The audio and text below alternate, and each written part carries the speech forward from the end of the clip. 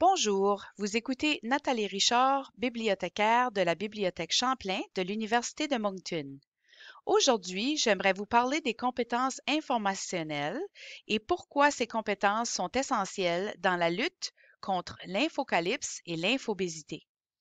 L'infocalypse se définit comme l'effondrement catastrophique du marché des échanges des idées et l'infobésité, il s'agit d'un excès d'informations propres à l'ère numérique. Le concept des compétences informationnelles va devenir clair pendant la présentation d'aujourd'hui. Alors, on va commencer avec une mise en contexte de l'histoire de l'information. Ensuite, on va parler de la société de l'information dans laquelle on vit aujourd'hui. Et on va parler des compétences informationnelles dans le contexte académique universitaire. En ce qui concerne l'histoire de l'information, au début de l'histoire de l'humanité, l'information se transmettait plutôt de façon orale. L'invention de l'écriture a tout changé parce que ça nous a permis de commencer à enregistrer l'information dans un format plus tangible et durable. L'écriture aurait été inventée environ 3000 ans avant Jésus-Christ par les Égyptiens. Alors au début, évidemment, on n'écrivait pas sur du papier comme qu'on connaît aujourd'hui, mais plutôt sur des rouleaux de papyrus. Et on n'avait pas de crayons et de plumes comme qu'on connaît aujourd'hui, mais on fabriquait des petits bâtons de roseaux pointus dans lesquels on pouvait tout simplement prendre le bout et le placer dans un mélange d'encre. Et l'encre, à l'époque, aurait été fabriquée avec de la cire, des minéraux et de l'huile. Les Égyptiens ont inventé l'écriture, mais Socrate raconte une histoire mythologique à ce sujet. Socrate nous raconte finalement l'histoire du dieu égyptien Thoth. C'est lui qui aurait inventé l'écriture et le dieu égyptien Thoth serait venu voir le roi Thamus pour recevoir une bénédiction royale sur son invention afin de la rendre accessible au peuple égyptien. Mais le roi n'était pas content.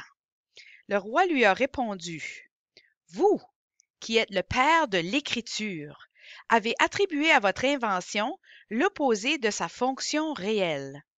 Ceux qui l'acquièrent cesseront d'exercer leur mémoire et deviendront oublieux. Ils compteront sur l'écriture pour se remémorer par des signes extérieurs plutôt que par leurs propres ressources internes. En ce qui concerne la sagesse, vos élèves en auront la réputation sans la réalité. Ils recevront une quantité d'informations sans instruction appropriée et par conséquent seront très bien informés s'ils sont pour la plupart ignorants. Et parce qu'ils sont remplis de la vanité de la sagesse au lieu de la vraie sagesse, ils seront un fardeau pour la société. Alors, dès le début de l'invention d'une façon de reproduire et d'enregistrer l'information, il y aurait eu des inquiétudes par rapport à la façon que les gens allaient utiliser cette information. Le roi était inquiet, il ne le savait pas, mais il s'inquiétait pour les compétences informationnelles de son peuple. Un peu plus tard dans l'histoire, on aurait inventé une autre sorte de façon d'écrire avec des plumes d'oiseaux. L'invention de ça, ça sera à partir du 7e siècle environ, et on aurait utilisé les plumes d'oiseaux pour écrire jusqu'au 19e siècle. On s'en est même servi pour signer la Constitution des États-Unis. Alors, en ce qui concerne l'écriture traditionnelle, on peut dire que ça fait maintenant plus de 4000 ans, 5000 ans qu'on utilise cette forme d'écriture. Alors, ça perdure à travers le temps. Un peu plus tard dans l'histoire, on voulait accélérer le pas. On voulait écrire plus rapidement. Alors, il fallait inventer d'autres techniques pour accélérer les choses. C'est en Asie qu'on a vu le développement de deux techniques qui ont vu accélérer le processus d'enregistrement, de reproduction de l'information textuelle. La première technique a été développée aux alentours du 7e siècle en Asie et on appelle cette technique la xylographie. Avec la xylographie, il s'agit de faire une gravure sur du bois. On peut graver des textes complets, des phrases.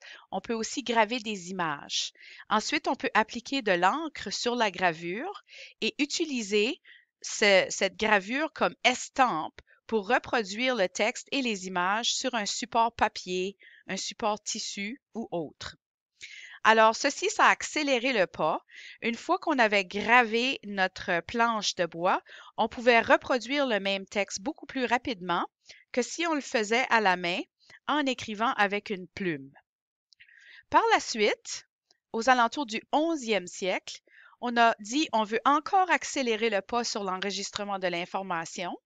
Et encore en Asie, on aurait inventé une technique qui s'appelle la typographie. Alors, l'idée était la même que la xylographie.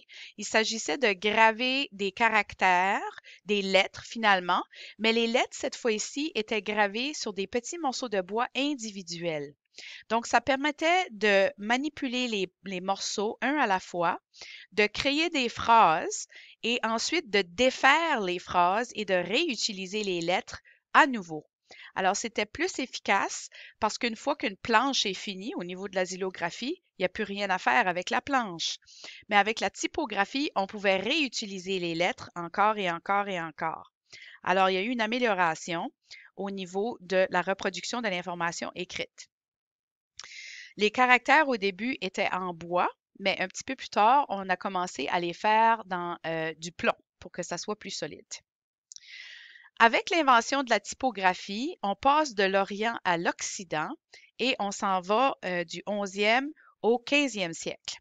Au 15e siècle, il y a un Allemand qui s'appelle Johannes Gutenberg qui a perfectionné une invention qui a changé le monde. Cette invention s'appelle la presse typographique. Alors, avec la presse typographique, l'idée, c'était de marier les caractères mobiles de la typographie, ceux en plomb, avec une autre invention, la presse, et aussi en perfectionnant l'encre et en inventant une sorte d'encre qui allait bien fonctionner avec cette machine. On dit que la presse typographique a permis la Renaissance. En d'autres mots, la Renaissance ne se serait pas produite si la presse typographique n'avait pas existé. On voit dans l'image ici William Caxton qui introduit la presse en Angleterre en 1476. Alors, la presse aurait été perfectionnée à l'entour de l'année 1439. Alors, on voit que pas longtemps après, il y a des gens qui commencent à introduire la presse typographique un peu partout en Europe. En ce qui concerne William Caxton en Angleterre, on dit que c'était le premier à introduire la presse en 1476. C'était également le premier détaillant anglais de livres imprimés. Alors, pour la première fois, on pouvait reproduire des livres un peu plus rapidement et on pouvait donc faire en sorte qu'il y ait plus de documents disponibles pour la population. L'invention de la presse typographique et l'introduction en Angleterre de la presse a été très importante. On dit que William Caxton a aidé à standardiser les différents dialectes de l'anglais. En effet, partout en Angleterre, on parlait des différents dialectes, mais quand Caxton a commencé à publier des livres et à les vendre, tous les gens qui lisaient les livres de Caxton ont commencé à utiliser le même anglais que Caxton. Donc, Caxton a aidé à standardiser la langue anglaise. C'est tellement important que quand le BBC a fait un sondage en 2002 pour découvrir qui sont les 100 plus grands Britanniques de l'histoire de la Grande-Bretagne, Caxton est nommé parmi les 100 personnes qui ont le plus contribué au développement de l'Angleterre. Par l'an 1500, il y avait des presses établies dans à peu près 250 différents lieux en Europe. Entre eux, ces presses avaient alors produit environ 27 000 éditions. Et si on suppose un tirage de 500 exemplaires par édition, ça veut dire qu'il y aurait environ 13 millions de livres qui circulaient en Europe en l'an 1500 pour une population d'environ 100 millions de personnes. Alors, même s'il y a eu une avancée ici et qu'il y avait beaucoup plus de livres disponibles, beaucoup plus d'informations écrites, il y avait quand même seulement 13 millions de livres en existence pour 100 millions de personnes. Alors, avoir une bibliothèque personnelle à la maison, c'était une aventure dispendieuse. Encore là, avec l'invention de la presse de Gutenberg, il y avait des inquiétudes par rapport aux compétences informationnelles des gens. Premièrement, évidemment, les scribes s'inquiétaient. Les scribes, c'est ceux qui avaient l'emploi de copier des textes à la main. Et évidemment, les scribes ont réalisé très rapidement que la presse typographique était beaucoup plus rapide qu'eux. Donc, eux, ils s'inquiétaient de perdre leur emploi. De l'autre côté, les hommes de l'Église et le gouvernement avaient peur d'une certaine perte d'autorité avec l'invention de la presse. Les hommes d'Église étaient de l'opinion, premièrement, que le peuple ne devait pas lire la Bible elle-même. Le peuple devait laisser les prêtres interpréter le mot de Dieu pour eux. Alors, les hommes d'Église craignaient une perte d'autorité de ce côté-là. Et au niveau du gouvernement, on peut dire que l'art de l'imprimerie, évidemment, répand la connaissance et le peuple, connaissant mieux ses propres droits et libertés, ne sera pas gouverné plus facilement par l'oppression. Alors, c'est plus difficile de contrôler une population qui est éduquée. Alors, l'écriture, la presse typographique, l'enregistrement de l'information, ce sont des choses qui ont changé le monde. La prochaine invention qui a changé le monde, on est justement dans le milieu ou au début de cette ère-là. On parle de l'invention des ordinateurs et surtout de l'Internet. Alors, quand on parle d'informatique et d'informatisation, moi, je dirais qu'on pourrait qualifier ça d'une deuxième ère gutenbergesque, c'est-à-dire que ça change le monde de façon aussi approfondie que l'invention de la presse typographique. Alors, en 1962, aux États-Unis, on commence à s'attarder sur une invention d'un réseau qui va permettre aux ordinateurs de communiquer entre eux. En 1972, déjà, on voit l'invention du courriel. Le premier courriel se nommait Netmail. En 1989, on voit l'invention de la toile, ou ce qu'on appelle communément le web, un système hypertexte HTML, un langage qui permet de consulter des pages web par l'entremise d'un navigateur Internet. Le premier navigateur Internet s'intitulait Mosaic. Il a été créé en 1990 et le plus populaire de l'histoire qu'on a connu, le plus vieux, c'était Netscape qui a été créé en 1994. Et on a aussi inventé à cette époque les hyperliens, alors les adresses Internet qui permettent de naviguer sur le réseau. En 1996, on voit déjà l'invention du réseau sans fil. Et en 2004, on voit l'arrivée du Web 2.0, donc le web social, c'est-à-dire les sites de réseaux sociaux comme Facebook et aussi de pouvoir maintenant créer des pages web sans avoir besoin de savoir comment programmer. Plus besoin de connaître les langages HTML et autres pour monter des pages web. En 2018-2019, il y aurait environ 52 des ménages canadiens qui ont 5 ou plus appareils connectés à l'Internet. Alors, on peut penser à des tablettes, des téléphones intelligents, des ordinateurs personnels, des ordinateurs portables. Et 74 des Canadiens, en 2018, passaient au moins 3 à 4 heures en ligne par jour et un Canadien sur 7 passait plus de 8 heures en ligne par jour. Alors, l'Internet, l'invention a eu un impact global, mais en Amérique du Nord, la situation est un peu différente que partout ailleurs sur la planète et on va voir ça dans la répartition mondiale. Mais ce qui signifie qu'aujourd'hui, avec l'Internet, on aurait environ plus de 1,8 billion de sites web. C'est très difficile à quantifier l'Internet, évidemment. Mais de tous ces sites web-là, il y a moins d'1 million de pages web qui représentent plus que 50% du trafic sur Internet. Vous pouvez peut-être deviner quels sont les sites Internet les plus populaires. Amazon, par exemple, Facebook, Google, etc. Et environ 52 de la population mondiale est branchée à la toile. Et personnellement, je trouve ce chiffre-là bas et inquiétant. C'est-à-dire que j'aimerais que plus de gens aient accès à la toile, à l'Internet. Au niveau de la répartition mondiale, si on regarde un peu les chiffres, on peut voir qu'en Amérique, il y aurait seulement 69,6 de la population qui est branchée à l'Internet. Cependant, ce chiffre comprend l'Amérique du Nord et l'Amérique du Sud. Si on regardait les chiffres simplement pour le Canada et les États-Unis, on verrait que dans l'Amérique du Nord, on est très branché.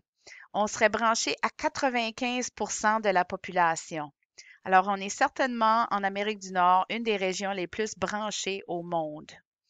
Et malheureusement, c'est en Afrique où il y a le moins de gens qui sont branchés à l'Internet, avec seulement 24,4% de la population qui aurait accès à la toile.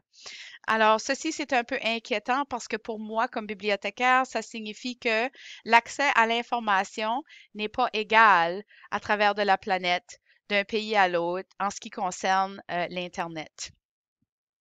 Je suis pas la seule qui a ces inquiétudes-là. Tim Berners-Lee aussi, l'inventeur de l'Internet, on peut voir que c'est une vieille photo. L'ordinateur qui est dans la photo date d'un certain âge quand même. Mais lui aussi, il s'inquiète par rapport à l'Internet, mais pas seulement au niveau de l'accès. Il s'inquiète beaucoup pour l'accès. Tim voudrait que tout le monde ait accès à la toile qu'il a inventée, mais lui aussi, il s'inquiète par rapport aux compétences informationnelles des gens et son inquiétude est basée sur le fait que, à son avis, le web est devenu un outil de surveillance, un outil de collecte de données personnelles des gens. Tim déplore la montée des fausses nouvelles et la façon dont l'ère actuelle des médias sociaux sur Internet a déformé le discours et biaisé notre accès aux nouvelles et à l'information. Donc, on a célébré le 30e anniversaire de l'Internet le 12 mars l'année dernière et Tim Berners-Lee est sorti du garde-robe pour dire on a besoin de ramener les choses en ce qui concerne l'Internet. Donc, ça veut dire que les compétences informationnelles, de pouvoir finalement déterminer qu'est-ce qui est des fausses nouvelles et qu'est-ce qui n'est pas des fausses nouvelles, ça devient une nouvelle compétence informationnelle importante pour le 21e siècle. En ce qui concerne la société de l'information dans laquelle on vit aujourd'hui, il ne faut pas oublier que c'est très important de définir qu'est-ce qu'est une société de l'information et pourquoi l'information est tellement importante. Alors, selon le thésaurus de l'activité gouvernementale du gouvernement du Québec, la société de l'information serait la société dont le développement repose principalement sur l'évolution et l'intégration des technologies de l'information et de la communication comme moyen pour favoriser la circulation et l'échange de l'information et du savoir considérés comme ressources premières. Donc, on considère aujourd'hui l'information et les moyens de communication comme des ressources premières, à même titre que les ressources naturelles l'étaient à l'ère industrielle. Alors, l'information est devenue aussi importante que l'air qu'on respire, que les arbres qui poussent dans la forêt, que l'eau dans nos rivières et nos océans, etc. Alors, on voit que si on vivait une infocalypse, un effondrement catastrophique du marché des échanges des idées, ceci aurait un impact non négociable sur la société et un impact assez sérieux sur l'économie, car l'économie est basée sur l'information aujourd'hui. Alors, les compétences informationnelles sont importantes parce qu'on vit aujourd'hui dans une société de l'information. Maintenant, il faut savoir que avec la société de l'information, il y a des choses qu'on peut contrôler, il y a des choses qu'on ne peut pas contrôler. Au niveau de l'environnement dans lequel on opère, on n'a pas accès à beaucoup d'outils pour faire de la recherche pour de l'information. L'outil qui est le mieux connu et le plus utilisé est certainement le moteur de recherche Google. Et il faut comprendre comment Google fonctionne pour comprendre les résultats de recherche qu'on trouve quand on fait de la recherche avec Google. Puis les outils ne jouent pas toujours en la faveur de la personne qui fait de la recherche. Par exemple, on voit ici un article qui dit How Googling it can send conservatives down secret rabbit holes of alternative facts. Alors, on dit ici dans l'article que quand on dactylographiait le terme Russia collusion dans Google, et ceci c'était tout de suite après les accusations larguées contre le président Trump d'avoir finalement travaillé avec la Russie ou accepté l'aide de la Russie afin de gagner les élections américaines. Alors, aux États-Unis, quand on allait dans Google, google.com, et qu'on dactylographiait Russia collusion, la première suggestion donnée par Google, c'était Russia collusion delusion. Alors, c'était les gens qui niaient finalement le fait qu'il y avait eu de la collusion entre Trump et la Russie. Et si on fait la recherche pour Russia collusion sur le Google canadien, google.ca, on voit que delusion n'apparaît même pas dans les suggestions de recherche.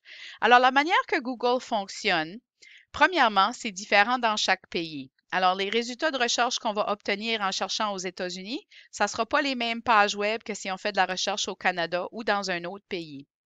Ça, c'est la première chose à savoir. La deuxième chose à savoir, c'est que la liste de suggestions que Google génère, ce n'est pas une liste qui est basée sur quelque chose de logique ou quelque chose de scientifique ou académique. La liste de suggestions qui apparaît, c'est strictement basé sur la popularité de la recherche. Alors, le plus de gens qui cherchent pour Russia Collusion Wikipédia, ça va tomber dans tes suggestions de recherche en haut de la liste. Alors, de ce côté-là, il faut être conscient que Google ne donne pas accès à toute l'information disponible à travers du monde, puis que les résultats sont différents dans chaque pays. Fait que ça, c'est quelque chose qu'il y a beaucoup de gens qui ne sont pas conscients, à moins qu'ils ont voyagé un peu à travers le monde. Fait que les outils de recherche, des fois, peuvent être pas notre ennemi, mais ça nous aide pas toujours quand on essaye de trouver de l'information sur Internet parce que ça fonctionne pas de la même façon d'un pays à l'autre. Fait qu'il faut être au courant de ça. Ensuite de ça, évidemment, l'autre problème qu'on a, c'est le fait que les médias sociaux sont de plus en plus utilisés par les gens pour aller chercher leurs nouvelles, leurs informations. Alors ici, on voit un tableau statistique en provenance de Statista qui nous montre lesquels des réseaux sociaux sont utilisés comme source d'information par leurs utilisateurs. Alors ça, c'est inquiétant en partie parce que les médias sociaux, c'est des chambres d'écho. Alors moi, si j'ai une page Facebook et que je suis amateur de yoga, je vais suivre des pages qui parlent de yoga. Si j'aime pas les voitures, je ne vais pas nécessairement aller suivre, devenir un adepte des pages qui fait la promotion de voitures particulières, de voitures de course par exemple, ou quelque chose du genre. Donc, ce qui arrive sur les réseaux sociaux, c'est que on va seulement chercher les choses qu'on aime, on va seulement voir de l'information qui concorde déjà à notre façon de voir le monde.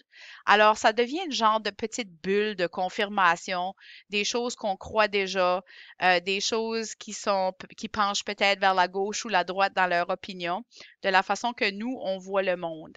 Ça fait que c'est inquiétant de voir que les gens utilisent les médias sociaux pour aller chercher leurs nouvelles, leurs informations, l'actualité, parce qu'il y a certainement des sources d'informations qui ne sont pas aussi fiables que les autres et c'est très facile à partager des mauvaises sources d'informations sur les réseaux sociaux.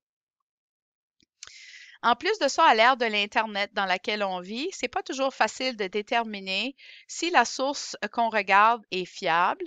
Et en commençant, c'est pas facile toujours de voir même c'est quoi le type de document. Alors aujourd'hui, moi, je vois beaucoup d'étudiants à l'université qui pensent que tout ce qu'ils trouvent sur Internet, c'est une page web. En fait, sur Internet, il y a beaucoup de différents types de documents. Il y a des dictionnaires, il y a des livres, il y a des rapports, il y a des thèses, il y a des pages web, il y a des communiqués de presse, etc. Puis c'est pas toujours facile à déterminer le type de document dont il s'agit quand on regarde une page web. En plus de ça, on n'a même plus besoin de savoir comment programmer pour monter des pages web. Alors, on peut tout simplement utiliser des gabarits existants sur des sites web gratuits et créer de l'information qu'on veut partager avec tout le monde. Donc, monsieur et madame tout le monde peuvent maintenant propager de l'information sur Internet, que cette personne-là soit une experte ou non à propos de la chose dont ils sont en train d'écrire un document ou un article. En plus de ça, on est dans l'ère justement de l'auto-édition, du self-publishing.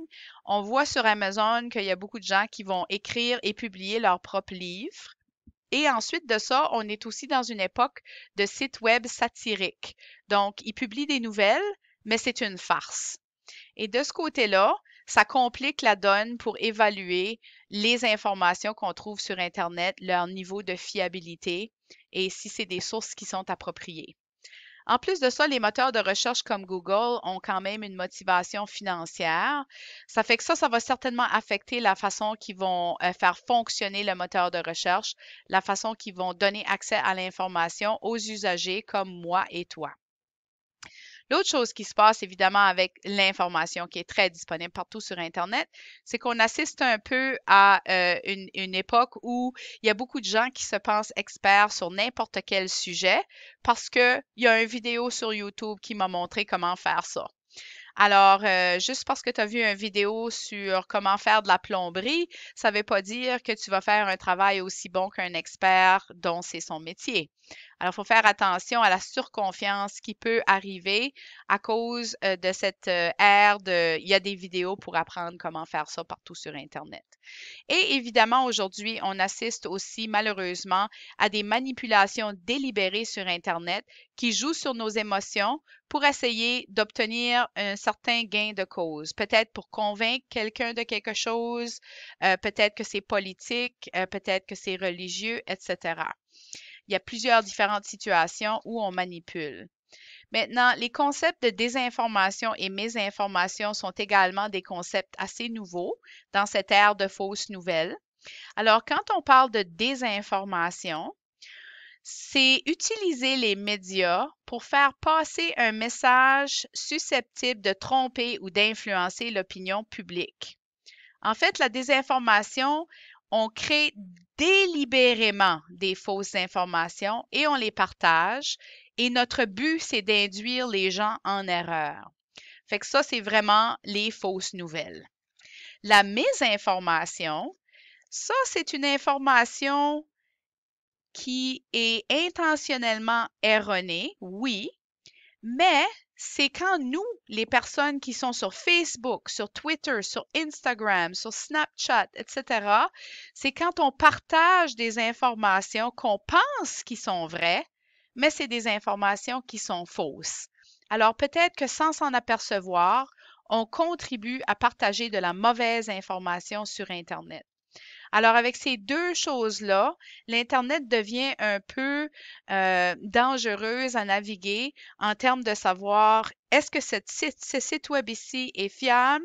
Est-ce que l'information que je trouve sur cette page web-là est correcte? Pas évident.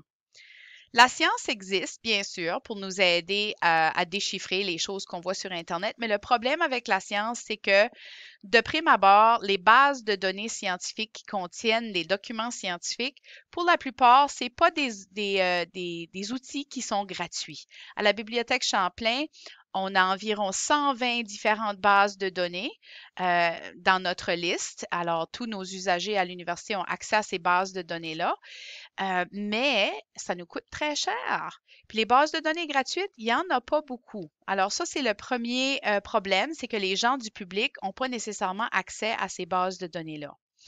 Les outils de recherche scientifique, les bases de données sont beaucoup plus complexes à utiliser que Google également. Alors la courbe d'apprentissage est un peu plus raide. Puis même dans le monde des publications scientifiques, il y a des problèmes, il y a de la corruption, il y a de la fraude. Ça fait que de ce côté-là, on voit de la preuve dans des sites web comme retractionwatch.com.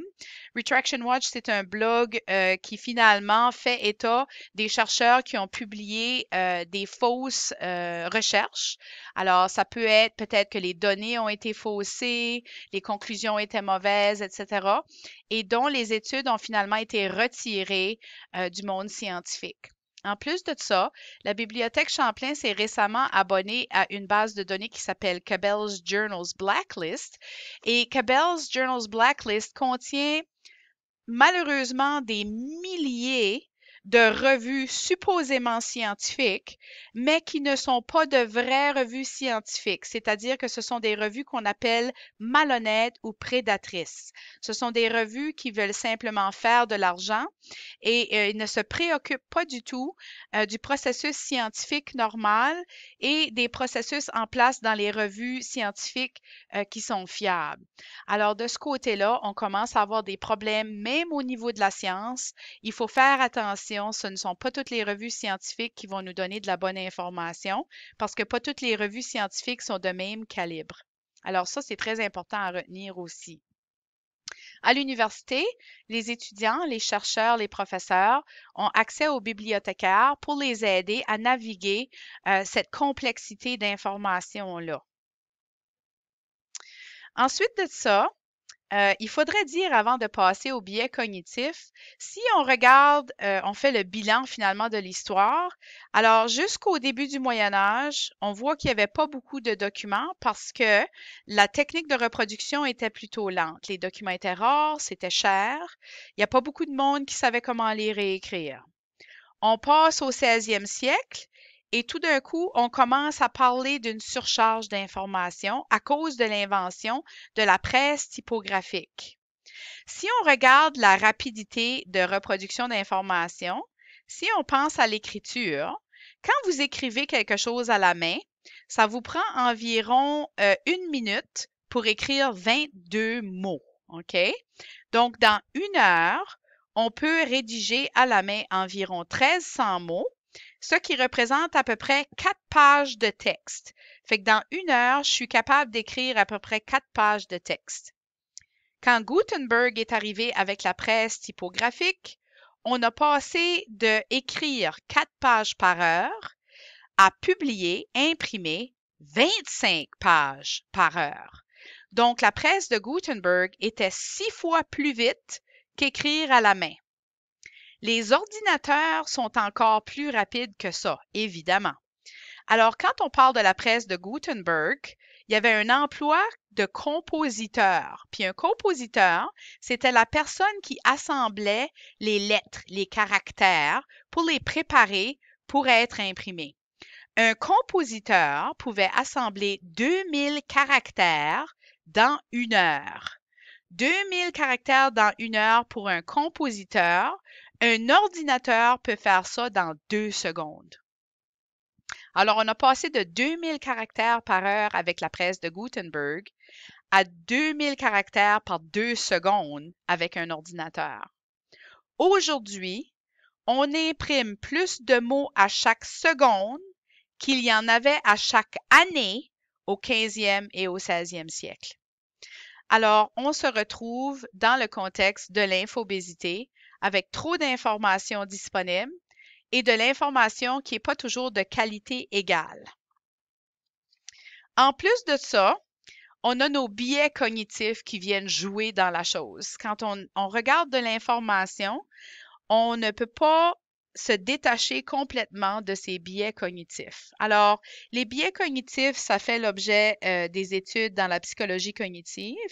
Et puis, les biais cognitifs, il y en existe environ 200. Alors, il y en a beaucoup. Je ne suis pas experte là-dedans, je suis bibliothécaire, mais je peux vous dire que fondamentalement, les biais nous aident à faire face à 4 situations ordinaires. Quand on fait face à trop d'informations, nos biais cognitifs rentrent en ligne de compte pour nous aider à trier l'information qui est devant nous. Les biais cognitifs peuvent nous aider à combler le manque de sens quand on a seulement des morceaux d'information. On remplit les trous. Et les biais cognitifs sont très utiles quand on a besoin d'agir ou de décider rapidement. Les biais cognitifs entrent en ligne de compte pour nous aider à prendre une décision rapide. Puis les biais cognitifs aussi vont faciliter le processus de mémorisation. Mais un biais cognitif, finalement, c'est un terme général qui est utilisé pour décrire une tendance à faire une erreur systématique dans le raisonnement. Ça se produit souvent quand on utilise justement des raccourcis dans nos exercices de réflexion. Puis dans le monde dans lequel on vit, et surtout dans le contexte universitaire, on est toujours pressé, on a toujours beaucoup de choses à faire et on essaie toujours de prendre nos décisions rapidement. Malheureusement, ça peut nous amener à prendre des mauvaises décisions quand nos biais cognitifs interagissent d'une façon mauvaise. C'est une manifestation des limitations de la perception humaine, de la mémoire puis du jugement. Puis c'est justement ça qui mène à des raisonnements défectueux ou erronés. Fait, je vais vous donner des exemples de biais de raisonnement puis de jugement que j'ai remarqué qui affectent les étudiants ou certains étudiants à l'université quand ils font face à de l'information puis ils doivent prendre une décision par rapport à ça. Fait qu'au niveau des biais de raisonnement, il y a le biais de disponibilité qui certainement entre en ligne de compte. Le biais de disponibilité, c'est le fait de ne pas chercher des nouvelles informations puis de se contenter de celles qu'on a facilement à notre disposition. Ça fait que ça nous encourage, ce biais-là, à suivre notre intuition. Ça nous encourage à suivre ce qu'on connaît déjà. C'est facilement mis en évidence dans une discussion avec quelqu'un d'autre lorsque des nouveaux éléments sont introduits dans la discussion. On est plutôt favorable à nier les nouveaux éléments, puis à se baser sur des éléments qu'on connaît déjà. Ça fait que c'est quelque chose qu'il faut faire attention de ne pas faire à l'université. Un exemple de ça dans des projets étudiants que j'ai vus, c'est parfois des étudiants qui doivent trouver des documents pour répondre à une question de recherche. Puis là, on me demande, est-ce que je peux utiliser un livre que j'ai déjà dans ma bibliothèque à la maison? Alors, l'idée à l'université, évidemment, c'est d'aller chercher de la nouvelle information puis de développer sa pensée critique. Donc, pour ce faire, il ne faut pas se contenter des informations qu'on a déjà lues, des livres qu'on a déjà en sa possession. Il faut aller chercher des nouvelles données, des nouveaux documents, des nouvelles informations. Il y a aussi le biais de la perception sélective. Ça fait que le biais de la perception sélective, c'est ça qui mène les gens à fonder leurs décisions sur des preuves comme des témoignages, des observations, des cas isolés. Tu sais, ma mère a été guérie de telle affaire parce qu'elle a pris de la vitamine C, alors la vitamine C doit guérir cette affaire-là. Alors ça, c'est un cas isolé. Il faudrait plutôt aller voir ce que la science a à en dire. Fait que la perception sélective, il faut faire attention à ça quand on est à l'université également. Et le biais de confirmation d'hypothèse, c'est justement chercher à confirmer sa façon de penser plutôt qu'à la remettre en cause. Ça nous rend bornés et têtus, ce biais-là. C'est des personnes qui se battent pour toujours avoir raison, qui souffrent du biais de confirmation d'hypothèse. Ça influence notre manière de rechercher de l'information, puis l'interprétation qu'on fait de cette information-là. Fait qu'il faut faire attention. Notre cerveau aime pas les contradictions, puis il va essayer de faire un tri sélectif dans les informations trouvées, puis il va essayer de faire un tri sélectif de manière à confirmer notre hypothèse. Alors, si moi, puis j'ai eu un groupe justement comme ça dans mon cours une couple d'années passées, ils voulaient faire un projet sur les OGM, les organismes génétiquement modifiés. Mais au lieu d'avoir une question de recherche, eux, ils avaient déjà une réponse. Puis la réponse, c'était que les OGM étaient mauvais. Alors, tous les documents qu'ils sont allés chercher, c'était des informations qui allaient confirmer ce qu'ils croyaient déjà, que les OGM sont mauvais, puis ont complètement ignoré toutes les études qui parlaient en bien des OGM. Alors, il faut faire attention de regarder les deux côtés de la médaille et de s'ouvrir l'esprit à la possibilité que peut-être que notre croyance, on n'a peut-être pas raison, ou peut-être qu'on ne connaît pas toutes les différentes nuances associées à cette question de recherche-là. Et le biais de la dissonance cognitive, c'est justement la capacité que les humains ont de croire deux choses contradictoires en même temps. Ça fait que ça peut certainement affecter la façon qu'on interprète l'information qui nous est présentée. Ça fait que, par exemple, une personne peut décider qu'elle accorde plus d'importance au tabagisme qu'à la santé, estimant que le comportement vaut la peine en termes de risque par rapport aux récompenses. C'est-à-dire que le fumeur pourrait se convaincre lui-même que les effets négatifs sur la santé ont été surestimés, ou encore qu'il va gagner du poids s'il arrête de fumer. Puis ça aussi, c'est un risque pour la santé. Puis il préfère prendre le risque de fumer que le risque d'engraisser. Finalement, on essaie de rationaliser notre comportement afin de réduire la dissonance cognitive, afin de réduire le niveau d'inconfort qu'on ressent en raison de la contradiction entre ses croyances puis son comportement. Fait que la dissonance cognitive, on voit ça souvent chez les gens un peu partout et également chez les étudiants. Au niveau des biais de jugement, ça se rapporte à la façon qu'on juge les situations puis les informations. Et puis, le premier biais que j'ai vu chez certains étudiants, c'est le biais du statu quo. Fait qu'en plus de souffrir du biais de confirmation d'hypothèses, le groupe qui faisait le projet sur les OGM, en plus de simplement vouloir prouver leur hypothèse en ignorant les informations contradictoires, en plus de ça, ce groupe-là ne voulait pas accepter les nouvelles informations. Il y avait une résistance au changement là, qui se passait. Ça fait que ça, c'est une combinaison de biais cognitifs qui vont bien ensemble, mais finalement que c'est très mauvais pour l'étudiant qui essaie de développer son esprit critique et sa capacité de penser. Il y a aussi l'ancrage mental où l'influence de la première impression reste. Ça fait que ça pousse à se fier à l'information qu'on a reçue en premier dans une prise de décision, même si la troisième information qu'on aurait reçue serait la meilleure. Fait qu'il ne faut pas toujours se fier à notre première impression. Il faut s'ouvrir l'esprit au fait qu'il y a d'autres informations disponibles qui vont peut-être contredire la première information qu'on a reçue. Puis une autre chose que je vois des fois chez les étudiants, c'est le biais ou l'effet Dunning-Kruger ou l'effet de surconfiance. Ça fait que de ce côté-là, ça veut dire, puis je le vois des deux côtés de la médaille chez les étudiants, les moins compétents dans un domaine, des fois, surestiment leurs compétences. Puis des fois, les plus compétents ont tendance à sous-estimer leurs compétences. Puis je trouve que les étudiants, par exemple, qui ont une peur bleue de faire du plagiat, souvent, c'est pas eux qui vont faire du plagiat parce que justement, ils s'en inquiètent énormément, puis ils vont consulter leurs professeurs puis les bibliothécaires pour s'assurer qu'ils font bien le travail. Puis les personnes qui surestiment leurs compétences, c'est souvent les étudiants qui croient, oui, ça va être facile à faire, ce devoir-là, il n'y aura pas de problème. Puis là, quand ils finissent le devoir, ils reçoivent leur note, puis la note est vraiment pas bonne. Parce qu'ils n'ont pas pris le temps de vraiment essayer de comprendre qu'est-ce qui se passe. Ils pensaient qu'ils comprenaient déjà, puis là, ça cause certains problèmes. Et finalement, le biais de la tâche aveugle, puis je pense que tout le monde en souffre, on a tous tendance à croire qu'on est plus objectif que les autres. OK? Ça fait que ça, il faut faire attention à ça. Le biais de la tâche aveugle, c'est la tendance à ne pas percevoir ses propres biais cognitifs à l'œuvre dans les jugements et les décisions que nous autres, on prend, même quand il y a des informations plus objectives qui sont disponibles. Puis, comme j'ai dit, on a tendance à se croire moins affecté par les biais cognitifs que les autres. Puis un dernier biais que je vois des fois chez les étudiants, c'est le biais d'autocomplaisance. C'est-à-dire que les étudiants, quand on fait une bonne note, on est content et on se donne une petite tape dans le dos. En d'autres mots, on dit bravo, je suis à l'origine de ma réussite. C'est moi qui ai réussi ce devoir-là. Mais là, quand on fait un échec, tout d'un coup, c'est plus de ma faute. C'est la faute à quelqu'un d'autre. C'est la faute du prof ou à quelqu'un d'autre. Fait qu'il faut faire attention pour prendre la responsabilité non seulement pour ses succès, mais aussi pour ses faillites à l'université.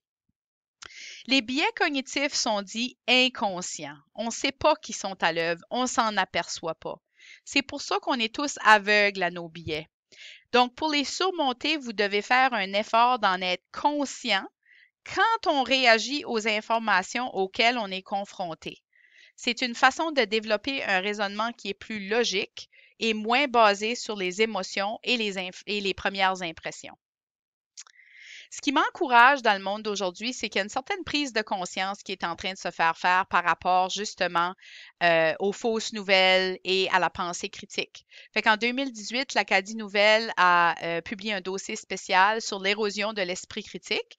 Et dans les articles, on parlait du fait que dans certaines écoles, les professeurs prennent conscience du fait qu'il faut ramener à l'école des exercices, des devoirs, des évaluations qui vont faire en sorte que l'esprit critique de l'étudiant est appelé à être utilisé. Il faut dépasser le par cœur, il faut y aller pour que les gens puissent analyser ce qu'ils voient et qu'ils prennent une décision raisonnée par rapport à ça. L'autre chose qui m'encourage, c'est qu'il y a quand même des preuves que même les croyances qui sont bien ancrées chez les gens, ils peuvent être délogées. C'est possible de changer d'idée. Fait qu'ici, on a 3 exemples aux États-Unis. La madame qui est en bas, c'était quelqu'un qui était vraiment pro-fusil, hein? Elle était finalement une tête pour le NRA, le National Rifle Association aux États-Unis. Et puis, après toutes les tueries qu'il y a eu dans toutes les écoles aux États-Unis, elle a finalement réalisé que la preuve devant ses yeux, c'est que c'est peut-être pas une bonne chose que tout le monde et leurs chiens ont le droit d'avoir autant de fusils qu'ils veulent, puis n'importe quelle sorte de fusil dans leur maison. Ça fait qu'on voit 3 exemples ici de différentes personnes qui ont changé d'idée. Jim Bridenstine, sous Bernie Sanders, il a été nommé à la tête de NASA par Trump et les gens s'inquiétaient beaucoup de ça parce qu'il a passé des années à nier le changement climatique et puis les gens disaient on le met à la tête d'un organisme scientifique, mais c'est un gars qui ne croit pas dans la science. Fait qu'on a un problème ici. Et finalement, après seulement 1 mois à NASA, il aurait changé d'idée par rapport au changement climatique. Maintenant, on peut être un peu sceptique puis dire oui, oui, il a changé d'idée parce qu'il veut garder son emploi. Mais moi, j'ose croire que peut-être qu'après d'avoir été entouré pendant un mois par des scientifiques qui lui ont peut-être expliqué certaines choses, il a commencé à réaliser que son opinion initiale était finalement seulement une opinion et pas basée sur la science. Fait que ça, c'est encourageant de voir que les gens sont capables quand même de changer d'idée. Et aussi, ce qui m'encourage, c'est le retour des vérificateurs de faits ou les fact-checkers, comme on dit en anglais. Ça fait que quand les journaux ont commencé à faire faillite, là, une quinzaine d'années passées, tranquillement, l'argent commençait à s'en aller, l'Internet prenait le dessus. Les premières personnes qui ont perdu leurs emplois chez les agences de presse, c'était les vérificateurs de faits. Et en 2019, 2018, 2017, 2016, on a vu une montée faramineuse de fausses nouvelles et d'informations douteuses qui circulaient sur Internet. Fait qu'au début, il y avait Snopes. Alors, le site Snopes existe, ça fait longtemps. C'est un site justement qui va faire la part des choses quand il y a des mythes urbains ou des choses comme ça qui circulent. Ils vont aller chercher les faits puis ils vont expliquer ce qui est vrai et ce qui est faux de l'histoire. Et puis, il y en a de plus en plus maintenant des vérificateurs de faits. Il y a les décrypteurs de Radio-Canada, il y a des codex en France, etc. Alors ça, c'est encourageant de voir qu'on a réalisé après l'élection de 2016, où il y a eu une grosse montée dans les fausses nouvelles, qu'on avait besoin de commencer à dire non, non, non, ça, c'est pas vrai, voici ce qui est la vérité. Ça fait que de ce côté-là, c'est encourageant parce qu'il y a de plus en plus de places sur Internet où on peut aller vérifier si les informations qu'on a trouvées sont vraies ou non. Et finalement, en 2018, Tim Berners-Lee, notre fameux inventeur de l'Internet, du www, Tim a lancé une campagne intitulée Contrat pour le web ou une mise à jour de ce contrat-là qui existait déjà lors d'une conférence technique à Lisbonne. Et puis, l'idée, c'était que les organismes s'embarquent. Venez signer notre contrat. Prenez un engagement comme quoi vous allez faire ce que vous pouvez pour contrer les problèmes qui existent sur Internet.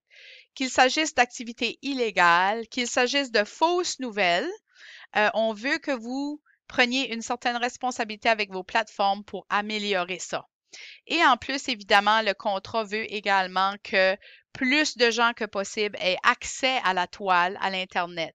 Donc, il y a plusieurs gros organismes qui ont signé, Facebook, Google, le gouvernement français, etc.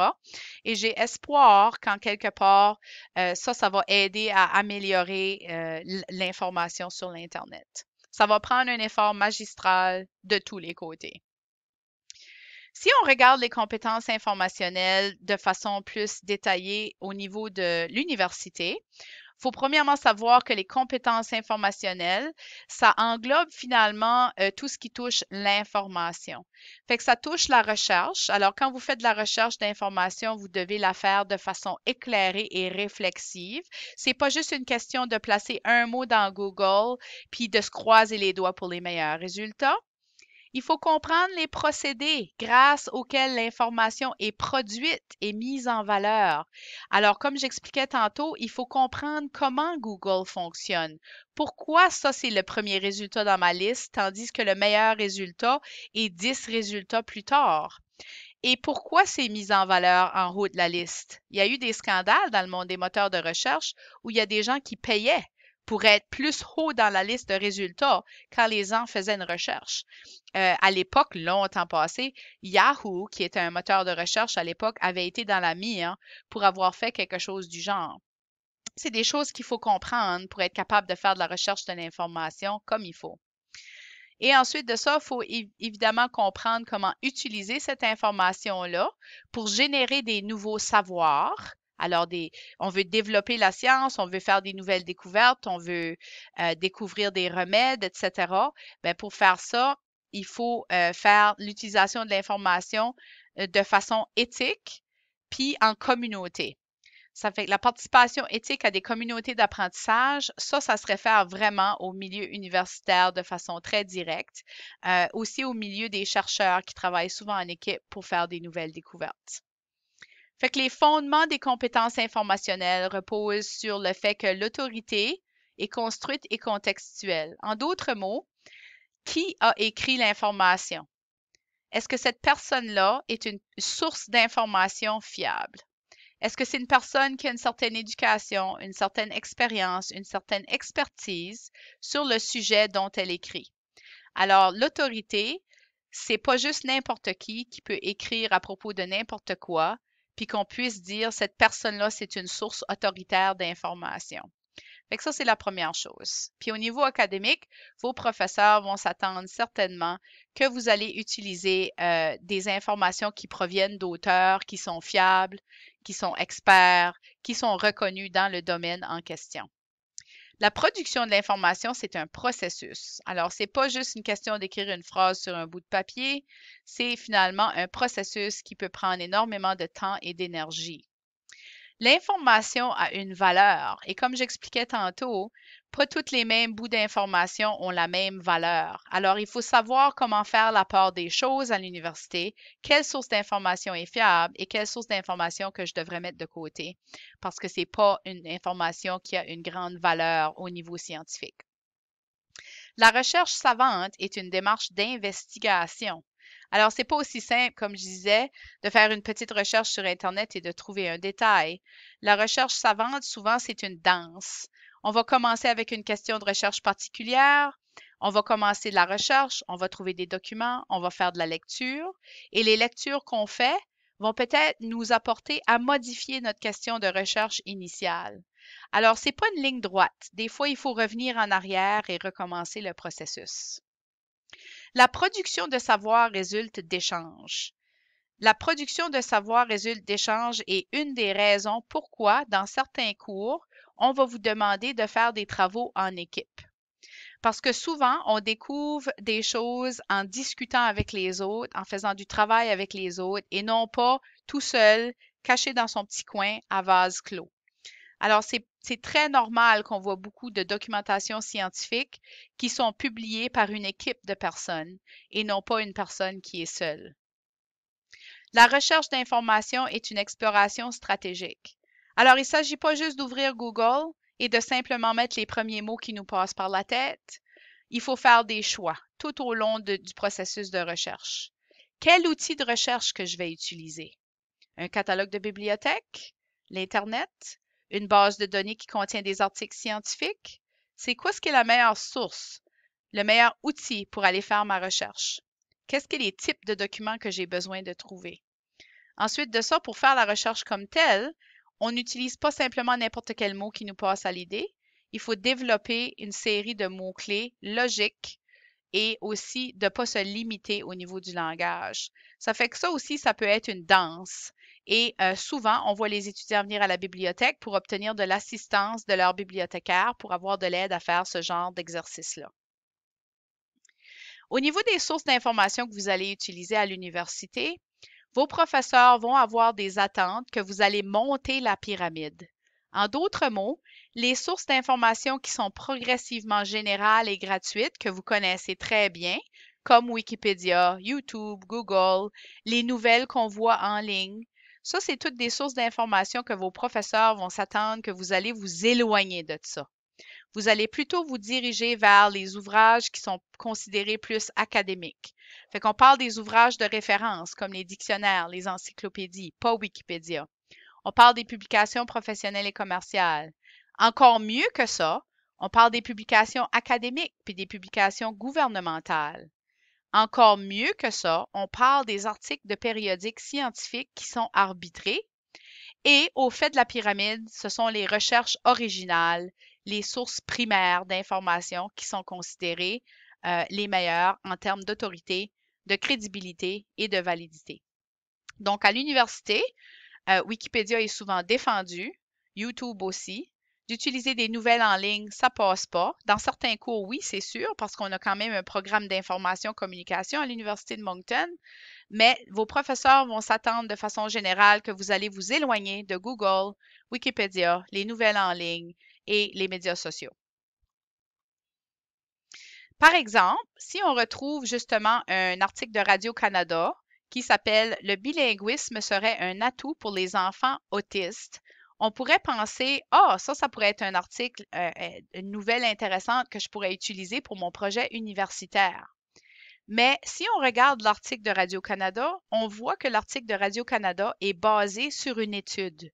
En effet, sous la photo, on peut lire Être bilingue serait un avantage pour les enfants autistes selon une étude réalisée par une équipe de chercheuses de l'Université McGill à Montréal. Et un peu plus bas, on peut lire Les résultats du projet de recherche ont été publiés récemment dans la revue Child Development. Fait que comme professeur, on va vous dire, s'il te plaît, n'utilise pas l'article de Radio-Canada, mais va trouver l'étude originale qui a été publiée dans la revue Child Development et fais-en la lecture toi-même. En d'autres mots, il ne faut pas se fier à l'interprétation que le journaliste fait de l'étude. Tu devrais aller lire l'étude toi-même et faire ta propre interprétation de cette étude-là. À l'université, au niveau des compétences informationnelles, il y a d'autres attentes. Il y a des attentes que vous allez travailler avec intégrité intellectuelle. En d'autres mots, à l'université, c'est interdit de tricher, de plagier ou de faire preuve de malhonnêteté intellectuelle, que ce soit pendant un examen en classe, un devoir écrit à la maison ou peu importe. Ça ne dérange pas quelle sorte d'épreuve de contrôle dont il s'agit. Puis le plagiat est probablement la forme de fraude universitaire qu'on rencontre le plus souvent à l'université. Vos professeurs et vos bibliothécaires peuvent vous aider à comprendre comment éviter de faire du plagiat. OK? Les rapports de recherche, les projets universitaires que vous allez écrire, ça se veut une synthèse d'informations que vous avez recueillies de sources d'informations fiables et appropriées. Vos projets, ce n'est pas juste une description de quelque chose. Vous devriez y réfléchir, puis porter un certain jugement, puis venir à certaines conclusions par rapport à ça. Puis les sources d'informations que vous utilisez doivent être fiables et appropriées pour le contexte académique. Puis pour éviter le plagiat, il faut apprendre à citer correctement vos documents, puis inclure une liste bibliographique des documents que vous utilisez pour rédiger vos projets. Ça fait que la méthode qui va être utilisée pour faire votre liste bibliographique puis citer vos documents, ça va être choisi ou prescrit par votre professeur. Puis essentiellement, citer ces sources, quand on utilise par exemple la méthode APA, ça ressemble à ceci. On doit nommer les auteurs et l'année de publication du document où on a pris nos informations. Comme ça, on n'est pas en train de dire à notre professeur, c'est moi qui dis ça. On dit à notre professeur, voici ce qu'il en est, puis l'information que je viens de te donner, ça vient du document suivant. Et à la fin de notre texte, on doit habituellement fournir une liste des documents qu'on a utilisés et la liste de documents doit être rédigée d'une façon particulière. Ceci, c'est un exemple avec la méthode APA, mais il y a plus qu'une méthode qui est utilisée sur le campus. Alors, il faut consulter les professeurs et les bibliothécaires lorsqu'on a des questions par rapport à ça également. Une bibliographie des documents reliés à cette présentation est disponible dans la description de la vidéo sous YouTube ici. Merci beaucoup de votre écoute et si vous avez des doutes par rapport à vos compétences informationnelles pour pouvoir bien mener vos projets universitaires, n'oubliez surtout pas de consulter vos professeurs et consulter vos bibliothécaires lorsque vous avez des questions et lorsque vous avez besoin d'assistance.